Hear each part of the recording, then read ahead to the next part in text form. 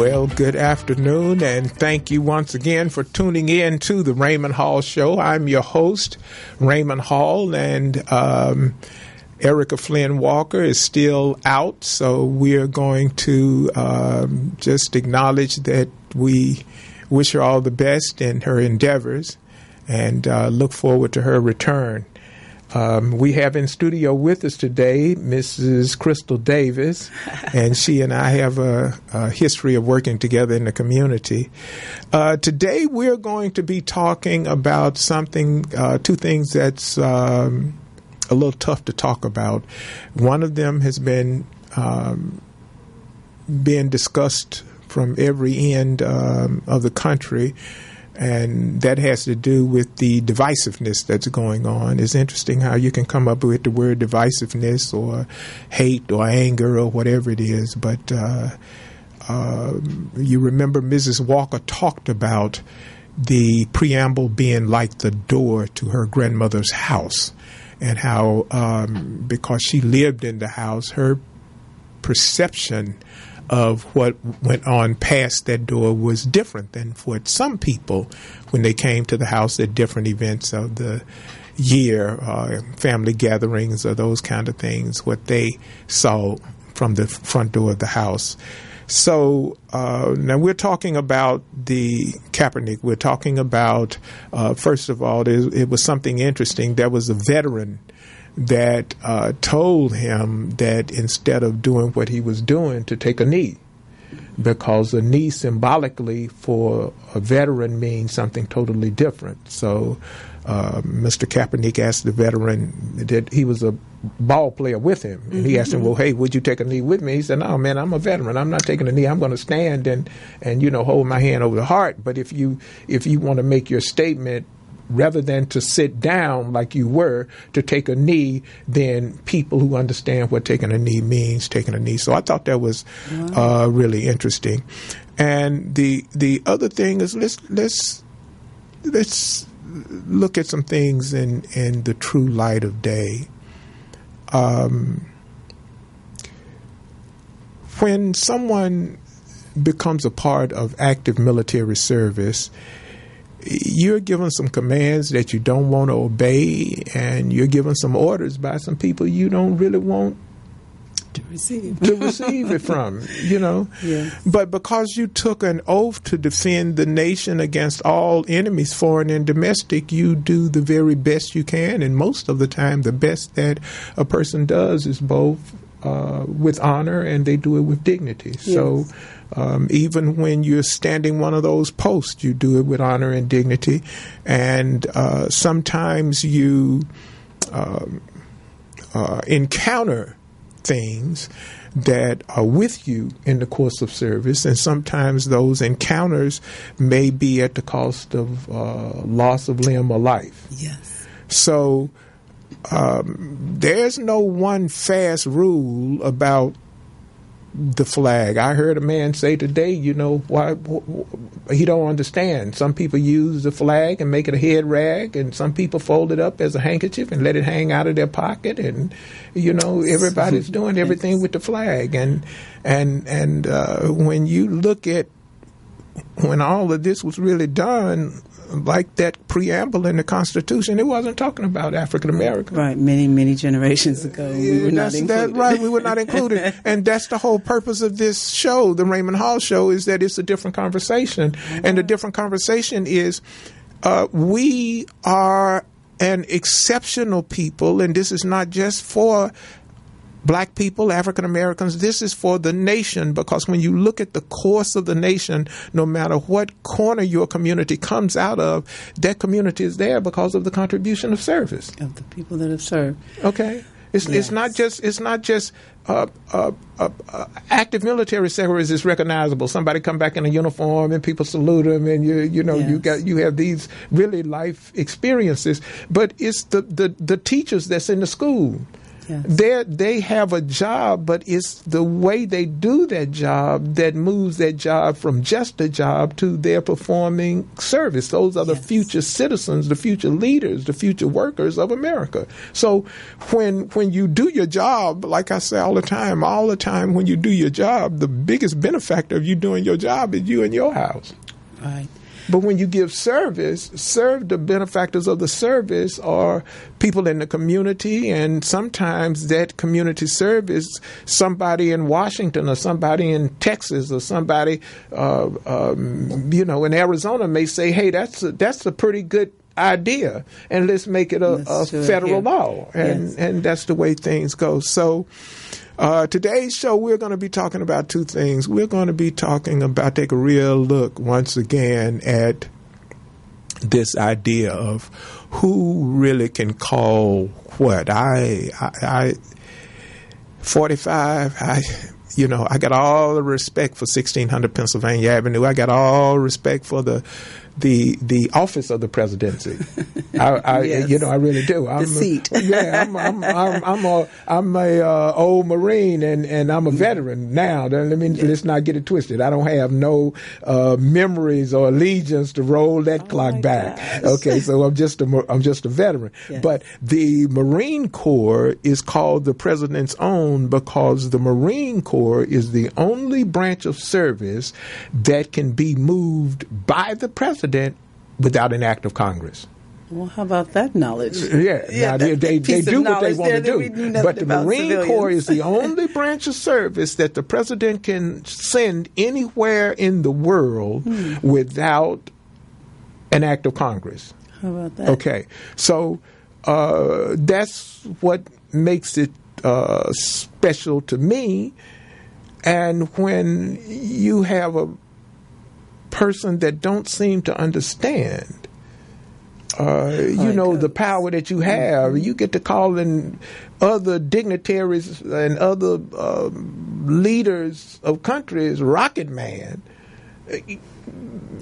Well, you kind of consider the source. Now, those who have served in military, they have that respect, they have that training, they have the discipline, they know what to say and all of the different appropriate attires. They know it because this is how they were trained. But when you have not received training and you just appear, you may do and say anything and be out of order because you have no idea of what you should be saying. Yeah. So, well, here is what makes the reason for the Raymond Hall show special to me is that I look back and I think about what service has done for this nation. We truly are now we the people. See, when they wrote it, it was a little caveat over there where, hey, we own slaves and we writing this thing for we the people. Yeah. So you aren't considered in our we the people plan. Okay. You're considered in the plan over here. So through those miracles of God, the graces and mercies, is interesting how he can have somebody to write something for somebody else several hundred years down the road. Okay, did you say God? Yeah, I did say God because here's the thing. When I say God, I'm talking about my understanding. You may call the Creator by another name to your understanding. Let's not get sidetracked on the issue. The issue is the reason that we are at liberty, all of us, from border to border and shore to shore, we are at liberty to be of service because other people before us have given service. Right. They gave their life. They shed their blood to make sure others in certain positions, had their comfortability and they were not threatened, if you will, by other powers that were against them. They threw off the powers of Europe and Spain and all that stuff, talking about we want to come here and we don't want to do that. But then here someone else comes and forget what it felt like with what they had to deal with. And okay, let me own a few of these. But would you feel that this whole fabric is unraveling? Do you feel No. that it's not? You don't feel that it's not unraveling and that it's not coming apart? No. What I feel is that this is just their latest shot at an attempt to. You see, for it to unravel, everything that has been given would have to be taken away. The reason, they finally, under Ronald Reagan, they went hard after dismantling unions. But the only reason that the union was there in the first place was because the working conditions had gotten so deplorable that they needed something to speak to them. So you can do all these things you want to do. It'll come back around that people will say, you know something, it's not right for you to make $10 gazillion in a year, and I'm barely able to put a loaf of bread on my table working for my children, working for your company. At the end of the year, I got nothing, and you got $10 gazillion. Major problem. Major problem. Major problem. That's why I feel that it's unraveling the way things have been going on for so many generations. I look at music, these artists today, they don't have the same patriotic view of this country and feel that this country has served them. They feel like it's to each his own. I got to get mine while I can because these people don't care about me. Why do you think it's like that? Why do you think? I think because what they have seen in the streets and experienced, most of the people that we basically have peer with is those that are either just over broke, or they're in poverty, and some of them are maybe trying to have their own business, an entrepreneur. But the majority of them have, I would say, this country has failed them with that American dream, having the house, the husband, the kids, and I'm not talking about the American dream. What I'm saying is this. What I want to ask you is this: country, what is the one element that was removed? What was the one element that was there, and then the one element that is definitely removed to a degree, if not removed at all? Well, I mean, first of all, it comes to my mind is our men in our communities, our black men. You don't see the strong black men that you used to see back 10, 20, 30 years ago. And some of them have gone off to war, have not returned. Some of them have gone through a whole lot of channels. Okay. So that's why I said it's unraveling, because people are not believing what anybody has told them over this country is this so great, this country is that. This country seems to be totally another country. It's not the same country that I knew when I grew up. It's not the same country that it was when you grew up and I grew up, and thank God it's not. But I'm going to put it down to one word. Service. Service. Where does service really begin? I'm a church person, you're a church person. Right. We serve in church. Right. That's our honor and our duty really to God and the assembly of people to serve in church. And the ushers, the choir, the deacons, they all have their places. But then outside of church, where is that service continuing? Let's. I mean, I don't want to go too far. No. That's remember, this is the Raymond Hall Show, and it's all about service. Yes. Service, a different conversation. I have to say that you are a great servant. Well, thank you. And follow us on Facebook, Twitter. This is where Mrs. Erica Flynn Walker was so good. She had it down. Follow us on Facebook, Twitter, Instagram, and all that kind of. Okay, now let's get back to what we're talking about. Google them. Okay, now, so service. Yes. It's one thing to go into a house of worship and participate in a worship service event. Okay. It's another thing to go across the street and see someone that you know is a veteran that is homeless. And you say, how you doing? Or what can I do for you? Or thank you for your service. And then what you do is to do something And this is where the service part began. When you stick out your hand and shake the hand of that person, and now their hands are dirty, greasy, they've been sleeping on the street, you don't know where they've been. It's okay for us to say, hey, thank you for your service, and reach in our pocket and give them some change or give them $1 and this and that, but don't touch me. Your service comes when it goes past your comfortableness. Wow. That's where service comes.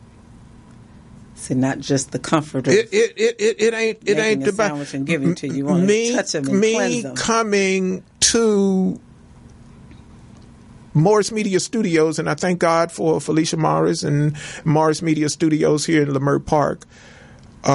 Me coming here, I enjoy the experience of coming here, but really, that's what you want me to talk about? Service? You gave me a heart transplant. You know, I go to the altar and I'm saying, Lord, what do you want me to do? I'll do it, whatever you want me to do. He said, what I want you to do is I want you to get up and do something. Mm-hmm.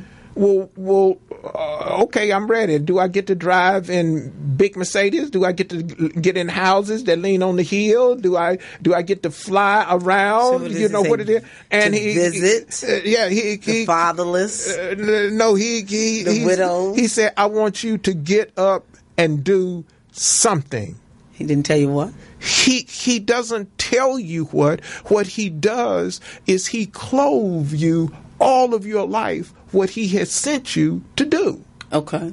So it's equipped already with it's in you what you should do. So it comes out, I guess, when you're it comes out. When I was in high school, they said, well, Hall, you always talking. We're going to run you for most loquacious. I don't think I made it, but I've been talking all my life. The difference is have some understanding and wisdom about what you're talking about. Make a contribution through conversation and just don't be an idiot talking. So once you become equipped, then you have to sit and listen. In those 6 years, in and out of the VA hospital, those 6 years of seeing men much older than I, and they had these incredible contribution stories with life. Not only did they serve in service, see, when you go in service, you ain't gonna get paid enough.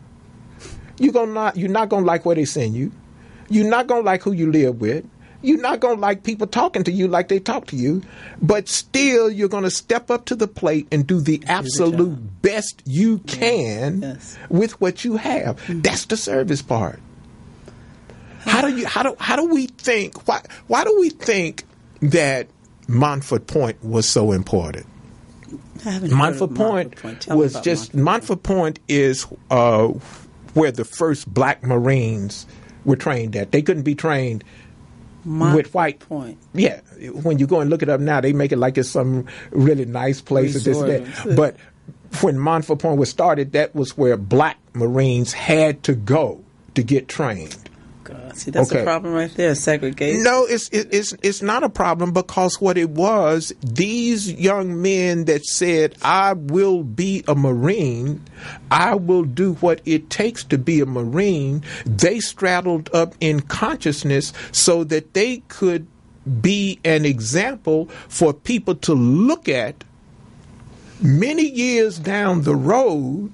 So if your life is challenged because you have a road that's tough to travel, somebody is not going to look at you equally like this. Popovich, the basketball coach. He said folk don't want to admit. White folk, they can start at the 50-yard line while black folk have in a 100-yard race. They can start at the 50-yard line where we have to start at the 100. You know, people are having some conversations that's real now. Yes, and what these young people have done before us, they gave us an example that no matter what kind of calling you have, it is the posture with which you do that service that's going to count. Yes, and I want to say it's Tuskegee hard. Airmen, the Red Ball Express. It's been hard. Yeah. I'm sure it was and it's going to hard continue for to be. them. And when I said that about the problem of being segregation, I have to rescind that and say, you know what, it possibly, I think I didn't live at that time, but it's possibly that it was the good thing for us to be, you know, separated and taught and trained, because we could be free to learn in the environment in which we are comfortable in learning, instead of trying to fit in somebody else's environment. That's not our way of how we learn. That's not how we live. And then we're trying to fit and force. So it was probably good that they learned among their own, selves. For molding purposes, it's always good to be taught by friendly and familiar. Your family is both friendly and familiar. So yeah. So we went to black schools. Yes. Okay. And yours, if it was like me, your book was the raggedest book in town, but you didn't know it because everybody wrapped it in a brown paper bag. We didn't know that we were poor. You didn't know that.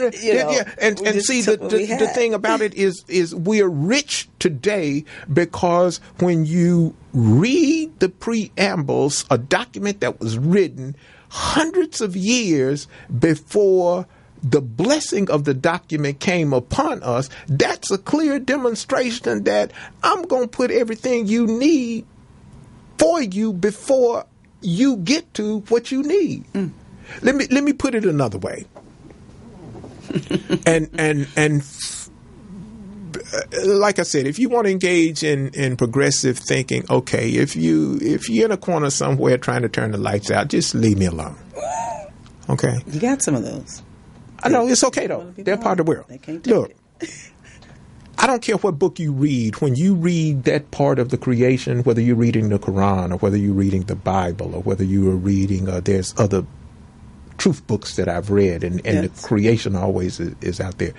You notice that everything that man needed was created before man was created, according to the truth book. Yes. So I have found that the challenge is not your challenge. The challenge is pushing through those things that would come against you. You have a call. Okay? I have a caller. All right. So anyway, we are going to shift gears and we are going to go to the line. We're going to take a quick break and we'll be right back. This is the Raymond Hall Show. All right.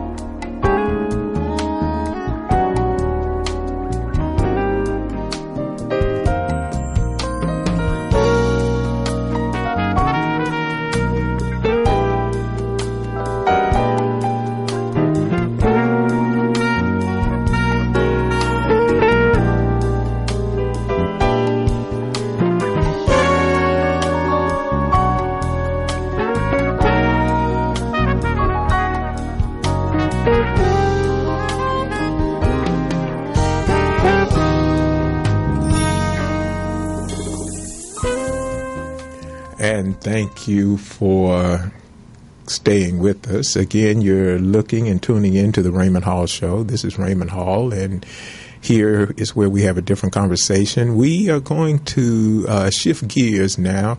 We are going to, earlier this week, I had a dear friend who share with me that we lost a veteran, and we lost him through him taking his life. And this is a subject that has been really close to me because I've known too many veterans who have come to their end by their own hand. And so I spoke to my friend, and he's also a clinician, Derek. Derek, are you with us? Yes, I am. Okay. why don't you let me hold on a minute. Let me give a little bit more information. According to Veterans Affairs statistics, we're losing, depending on what article you read, anywhere from about 21 to 22 veterans a day. And that's just way too many. And one article went a little bit further and said that the biggest loss is out here on the West Coast, and it's in rural areas. Now, I'm often engaging veterans. I do what I can to just kind of help them. I've served in the early 70s, and I've had those issues where I've had to deal with things and try to make sense of things and find out what works and what doesn't work. So we really try to work with the veteran and work with the Department of Veterans Affairs, not work for them. I don't work for the VA, but we try to work with anything, any of their community events like stand downs and those kind of things with the broadcast and that kind of stuff. And some of it you can go to our Facebook page and those kind of things and kind of see it. I think we have it up from the last Compton stand down a couple of weeks ago. But what was different about this was this young man was somewhere between 68 and 70 years old, Vietnam vet. And he was 100% service connected. So he did not fit my mold of the veterans that I had known to take their own lives. And it shook me enough that I shared with my friend and fellow vet, Derek. And we just said, well, we're going to address this issue on this show. So with that said, Derek. Yes, sir. What are your thoughts? Well, as you and I were talking about it before, mm-hmm.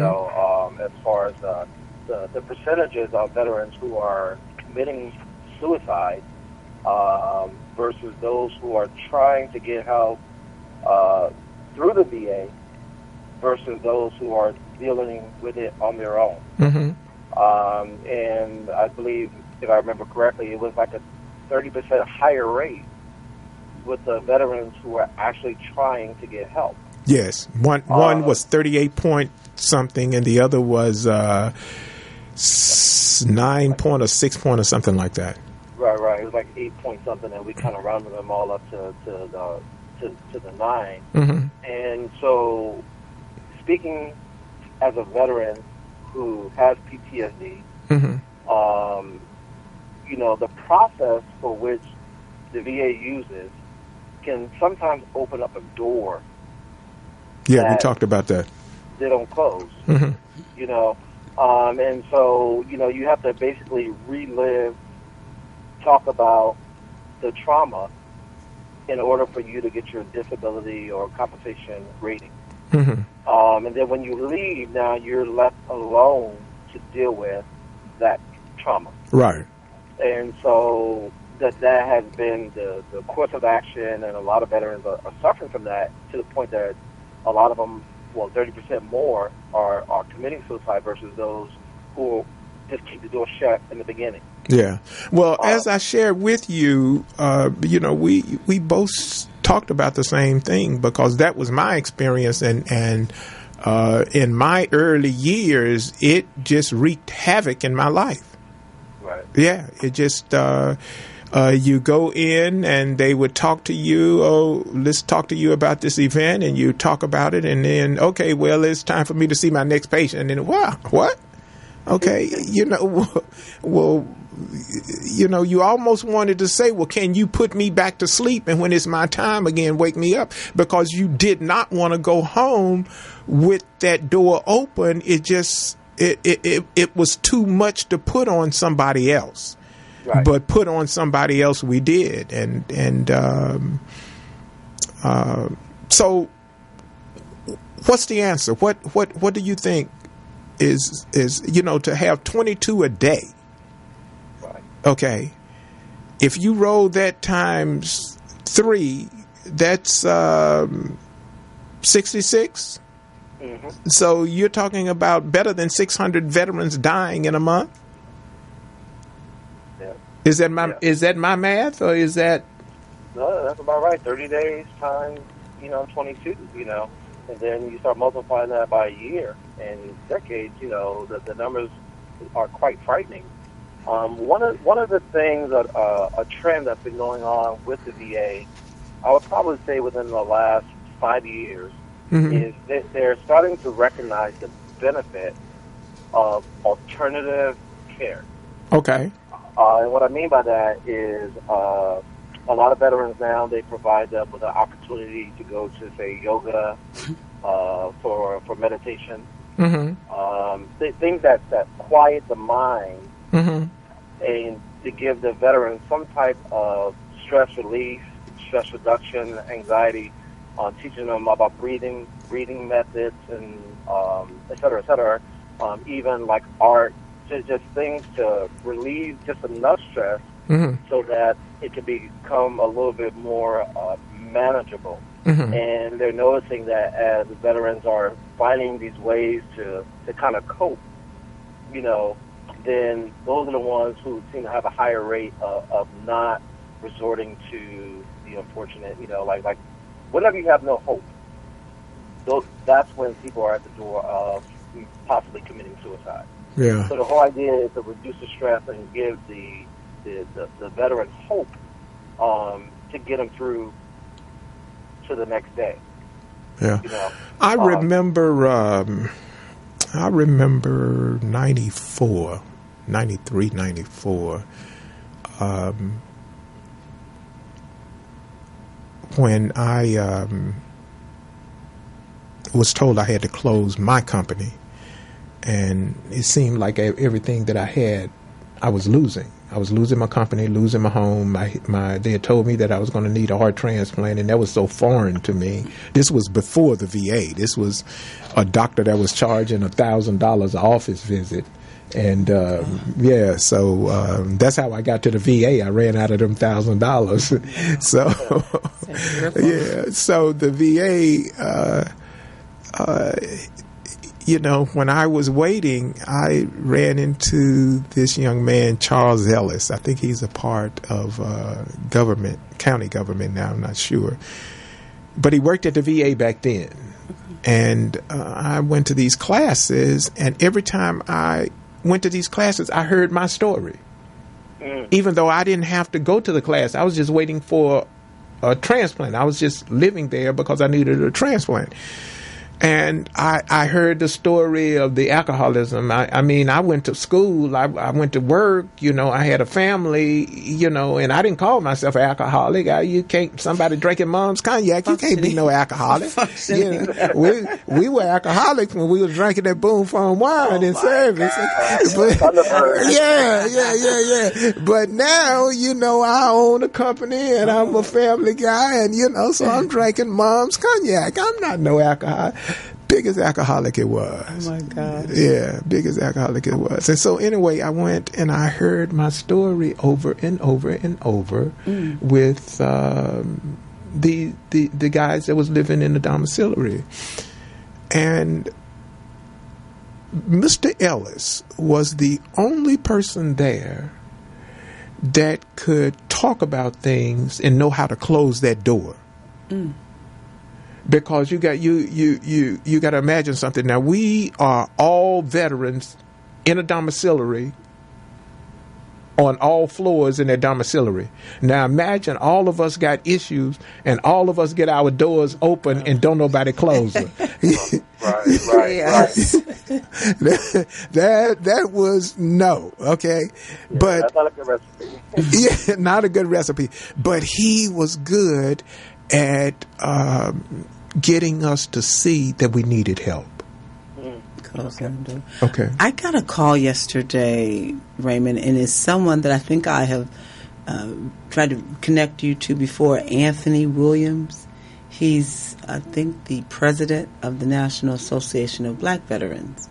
He called me about a young lady. They have a meeting every so often at downtown on 18th at the Patriotic Hall. Right, Bob Hope. Yes. And so he was basically telling me about a young lady who came and presented her plan for art therapy for veterans. Mm-hmm. And she's looking for, I guess, some funding or whatever to create these workshops. But he called me because he knows I'm involved with the art and the music, and he wanted me to connect her to Lynn Crandall. Mm-hmm. So this is very interesting. Derek is on the line talking about this. I'm like, that's major closure to some of these issues that's happening in their mind, and how powerful art and music and therapy is. Well, we have a section. We're gonna finish this in about a few minutes, but we were gonna talk about that. This suicide is a little different.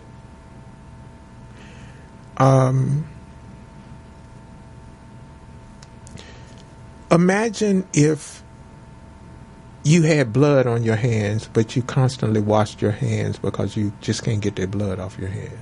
Mm. Imagine you cannot forget a certain sound, or you can't. Imagine going to sleep and just the reverse of what actually happened. Mm-hmm.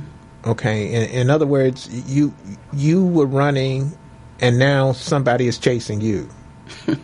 You know what I'm saying? And yes. you get so much medication that you have no life no more. Oh, God. You just sit on a sofa, and your head clear for breakfast, and then it clears again for lunch, and then it clears again for dinner, and then you start all over with all this medication. Okay. Right. Yeah. This is what's happening. This is how their life is. Some of them that's dealing with these issues. Well, I'm saying that. Remember, we were talking about being clothed earlier for a reason. Yes. No more than anybody else, I said drink. I didn't go home and turn a bottle of whiskey up to my mouth. No, you put it in your bar, and when you come home from work, you have a glass, and you have a drink, and you know to stop by the store and to buy some more when it's running out. So what I'm saying to you is that they call it self-medicating. Mm-hmm. So while I'm at work, I'm busy, but then when I get home, I don't want to think about it. Mm. So you have a drink. The VA can't prescribe you a fifth of Mom's cognac, but they can prescribe you pills in a multitude of combination of forms that does the same fact. Now, I'm not saying that the VA is wrong or anything like that. They're doing the best they can. I'm just saying this human experience, when it comes to service and harm that has to do with another human being, it's a lot deeper and it's a lot stronger than someone who has not had that experience, even though they may have so much clinical knowledge. Mm-hmm. It's something about that personal experience, and it's something about I just don't let people open my doors no more. Mm. Right. Now, I can open my own door, get my point across, because I know how to close my door. Mm-hmm. But I don't let them little 2-year interns and them little folk that's just on rotation. You can't talk to me. Volunteers. No. Oh, I don't even go past the volunteer. They already know Lee Ray Hall long. Don't even talk to him. Wow. Okay, but my point is, this show, the reason that I wanted my friend Derek to come on, because we both are veterans. We both have significant ratings for PTSD. Mine is 70%. What? Okay, yeah. Oh, see, it's not that. That's a serious thing, PTSD, because I realize some of these gang people living in the streets of LA, they suffer from PTSD. No. Not to the extent maybe you guys. No, Derek is going to say something. Hold it. I'm going to have to check that at the door. Let me tell you something. I've heard people talk about, gang member and this and that and this and that. I try to keep my mouth shut because I don't know everything and I ain't trying to. Okay? But a person who says I will give service to the nation has a different spirit than somebody walking up a block trying to shoot somebody and talking about we got PTSD. No, it's two totally different things. Yes, sir. Yes, okay. Sir. Now, what I'm saying is that I want my friend Derek to come aboard and we talk about this thing. So if this thing is sitting out there on Facebook or Twitter or something else, and a vet is having problems, that they can say, hey, you know something? These cats talked about something and they said something about opening doors and shutting some doors. Just remember, when that thing comes upon you, it's because somewhere, some kind of way, a smell, a touch, an environment, something said, somebody put their hand on your door and opened that door. Right. If you find a way to close that door, it gets better. That's the whole purpose for this show. Right. I'm not a clinician. I can't prescribe any medicine. I can't be there. When my friend told me that somebody somewhere between 68 and 70 years old took their own life and they 100%, let me tell you something. Everybody running around trying to get their 100% rating. That's not the end of the game. The end of the game is to learn how to live with your rating. The objective is if it is due to you. Your objective is to get the rating that you deserve. But what is the end goal is to learn how to live with that rating. That means you got to learn how to take care of yourself. You got to learn how to close some doors. You got to learn how to, if you smell that smell or do that, get up and walk. Get up and talk. Go to a library somewhere where it's quiet. Go do something. Get up from where you are and go do something. If it's a situation, okay, I give you one that's real silly. Take all of your money, go to Macy's, buy you some, spend all your money at Macy's. Keep the receipt. And when that feeling is over with, return everything to Macy's. What? Yeah, I used to do stuff like that. Oh, my God. Okay, because I didn't want all that money around me to be just stay drunk and everything. So I just go and I knew I could go to the bank and go get some more money, but that wasn't the case. The problem was the money that was in my pocket. So I just go to Macy's, go to Ross, go anywhere, spend all the money. First thing I'd ask them, can I bring it back? Yeah, they say, yeah, okay.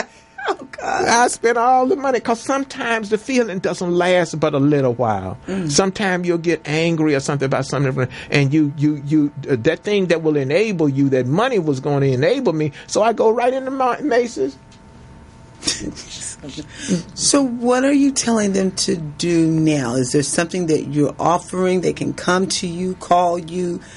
Are you going to be somewhere? Because this sounds very serious. It is very serious. And whatever, I mean, even me, whatever I can do to support, let us know. Well, you're doing what you can do, and we're going to talk about that in a minute. And I want to let Derek talk about, because he has something very interesting. Mm-hmm. He told me something last night. He said, you be running from it. And that's right. That's true. But what is it, Derek? What is it? Tell us. We want to know. I'm going to be quiet, so you got to go ahead, man, and talk to him. But he's a clinician. Okay, go ahead.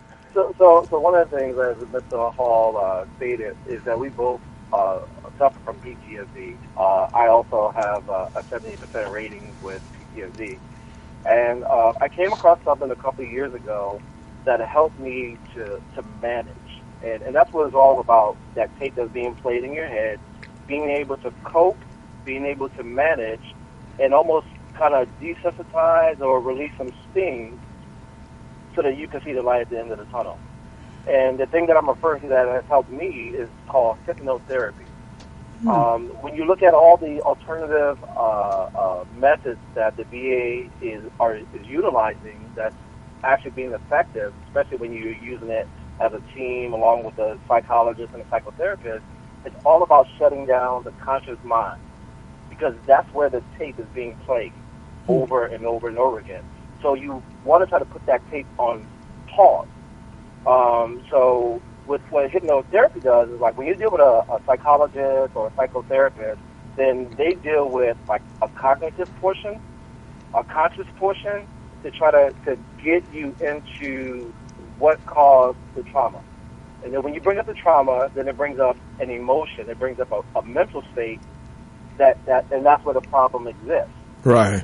Because they're trying to deal with cause, but the individual is not necessarily at a mental or emotional state to deal with cause.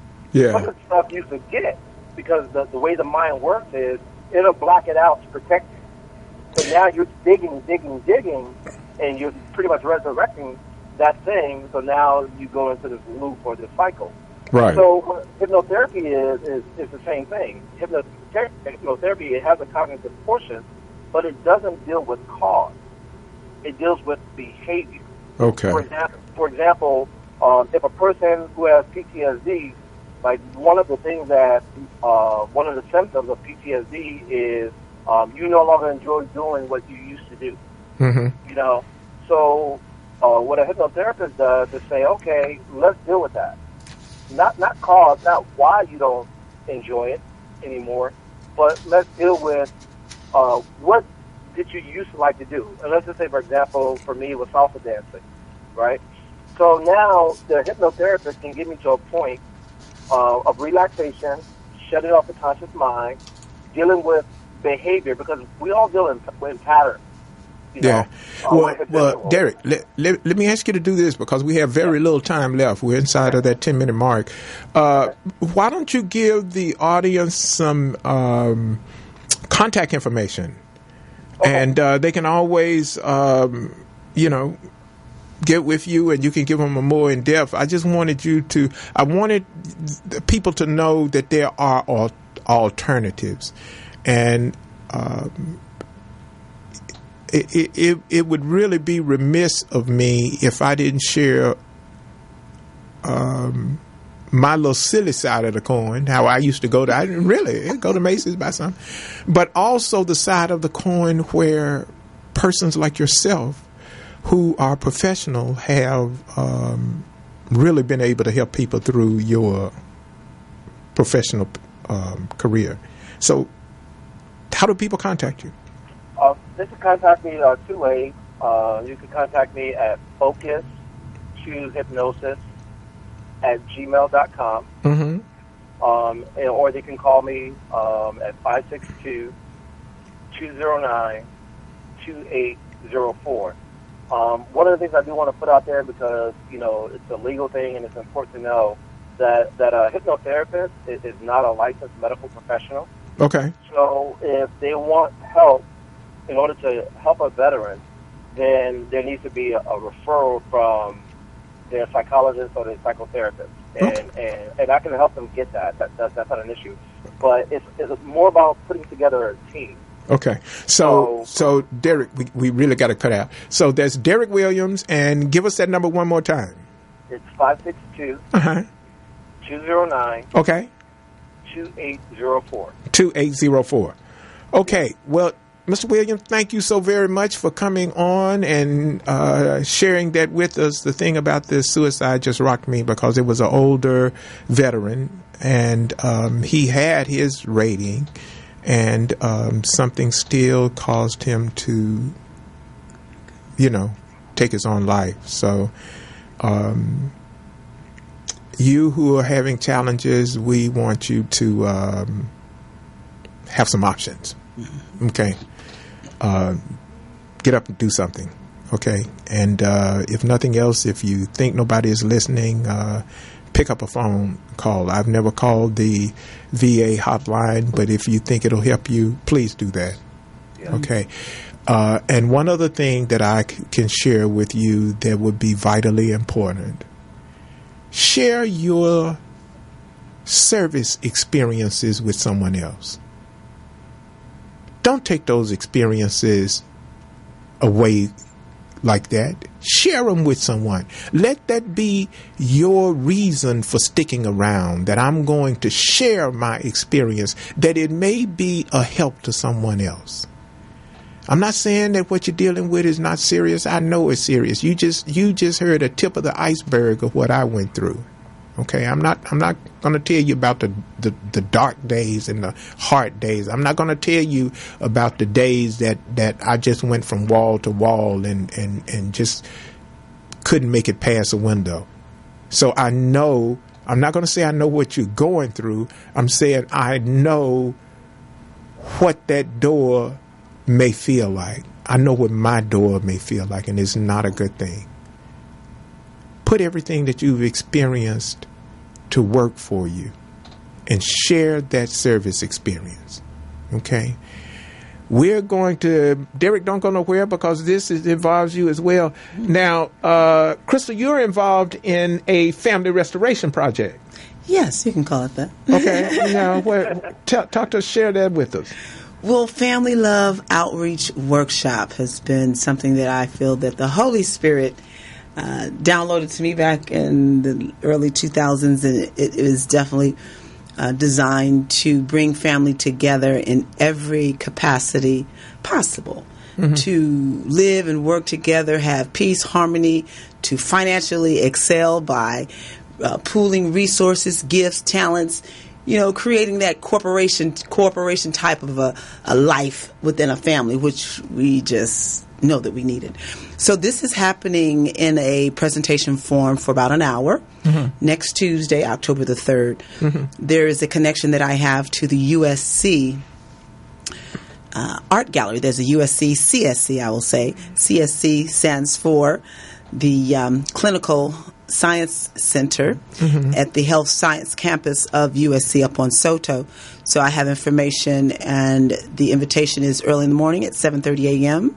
till 9 a.m., and we will be presenting music, art, and technology, and looking for those to partner and collaborate with this USC collaborative opportunity. And it is some of everything. We actually deal with veterans, we deal with homelessness, we deal with every situation really that is in a family setting, what's happening in our life, and we are in line to receive a collaborative grant, a block grant for the works that we're doing. So we're looking to make sure our partnerships are sure through this time, and it's a meet and greet to make sure everybody has access. Now, when is the Tuesday, October 3rd. Okay, at what time? 7:30 a.m. Okay, all right. All right, everybody heard that. Now, we're going to do a little community stuff here. I know it's late, but Women Warriors is having these. This is an American Legion post as well. I'm a member of Post 109 out of Bryant Temple, right here on Vernon Avenue. But Women Warriors is a American Legion post for women veterans, and they're having something. If someone can get to it tonight, okay. They are Post 291, and they're American Legion Newport Harbor Post, and they are having an event this evening. So if you can get there, they're taking donations anywhere from $10 to $50. They do a wonderful thing. They've been around a long time, and for a long time, female veterans had a hard go of it too. So things are getting better on the thing. Don't forget Post 109 and Post 109. At Bryant Temple. Also, if you're in the Los Angeles County area for the first time since 2004, they are opening up the rolls to apply for one of those Section 8 things. Yeah, so make sure that you look into it and you can apply. We're coming up on the last minute. This hour just goes so fast. Look. And you're having fun. Yeah, we want to thank Crystal Davis, our in-studio guest, and we want to thank Mr. Derek Williams. He's always good, got good information, and he's, I'll tell you, he's a heck of a friend. Yes. We want to thank our co-host that's not with us, Erica Flynn Walker, and that she be well and her family be well and everything. And we want to thank you for tuning in to the Raymond Hall Show, where service is the conversation of us. Now, go to the web and look up a senior salute. That's demonstration of service. People who are now senior in years and are selected, they get the award for service to the nation and service to the community. Follow us on Facebook and Twitter, The Raymond Hall Show. And we just thank you. We'll see you this time next week back. And look, don't let nobody divide your house. Okay? Don't let nobody divide your house. You remember that your service has kinship with the service that's been given before you. Thank you for tuning in. This is Raymond Hall at the Raymond Hall Show. We'll see you next week. God bless you. Stay strong.